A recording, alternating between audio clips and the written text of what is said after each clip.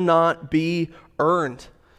In this story, the son recognizes the weight of his sins, right? He recognizes the weight of his sins, and we see that in the fact that he looks at his dad and says, I've sinned greatly against you and against heaven. And he says, I'm no longer worthy to be called your son. In his mind, the only logical way for him to be welcomed back into his family is for him to climb the ranks again, to start off at the bottom and to slowly earn his way back into his family. Amen. We view God that way all the time, where when we've come back to the Lord after a long season of being distant from him, we think, oh, I've got to start at ground zero. I got to start by going to church. I'm going to start praying every day.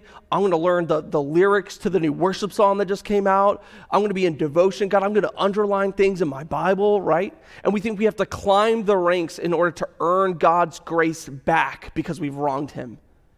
And when we do that and when we confront God with that perspective, he looks at us with such open arms and such delight that you're just home.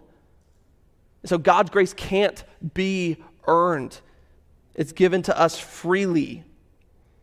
We don't do good deeds to prove our love for God. Instead, we do good deeds because of God's love for us. We don't do good deeds to prove our love for God, but we do good deeds because of God's love for us. And if you don't start with God's love for you, and this is a huge caution to you guys specifically, as sons and daughters of Christians who raised you up in the church, okay?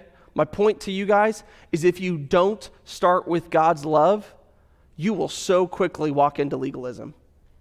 If you don't start with looking at God and learning his character, learning his person, understanding his grace and understanding his love for you, then everything you do in response is legalism.